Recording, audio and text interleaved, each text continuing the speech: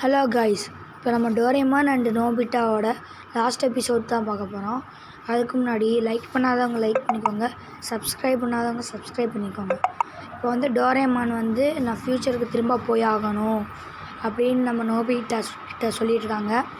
Nobita அதுக்கு அழுகுறாங்க, நீ இல்லாமல் நான் எப்படி இருப்பேன் அப்படின்னு சொல்லி அழுகுறாங்க. ஆனால் டோரேமான் சொல்கிறாங்க, நான் மட்டும் உன் வாழ்க்கை இல்லை, வெளியில் எவ்வளவோ வாழ்க்கை இருக்குது, என்னால் மட்டும் நீ சந்தோஷமாக இல்லை, நீயும் உன்னால் தான் சந்தோஷமாக இருக்க அப்படின்னு ஆறுதலாக சொல்கிறாங்க. ஆனால் நோபிட்டா அதை கேட்குற மனநிலைமையில் இல்லை. நோபிட்டா சொல்கிறாங்க, நான் ஜியான் அடித்தா என்ன பண்ணுவேன், என்னால் அடிக்க முடியாதே அப்படின்னு நோபிட்டா சொல்கிறதுக்கு டோரேமான் சொல்கிறாங்க, நீ அடிக்க வேணாம், அதை எதிர்த்து நின்று அது போதும் அப்படின்னு ஊக்கெல்லாம் படுத்துகிறாங்க. ஆனால் நோபிட்டா அதெல்லாம் எப்படி நடக்கும், என்னால் முடியாது, நான் வீக்கானவேன் அப்படின்னே சொல்லியிருக்காங்க.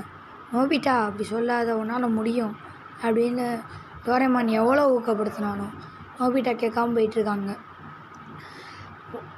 இப்போ கிரவுண்டுக்கு போயிட்டுருக்கிறப்ப ரொம்ப கவலையோடு இருக்காங்க. நோபிட்டா ரொம்ப கவலையோடு இருக்காங்க. டோரேமான் அவங்கள விட்டு போக போகிறாங்க. அந்த நேரம் பார்த்து ஜியான் வரான். ஜியான் நம்ம பழைய கணக்கெலாம் தீர்த்துக்கலான்னு அடிக்க வரான். ஆனால் நோபிட்டா டோரேமானை நம்பி இருந்தான். ஆனால் இப்போ டோரேமான் இல்லாதனால நோபிட்டா என்ன பண்ண போகிறான்னு தெரில.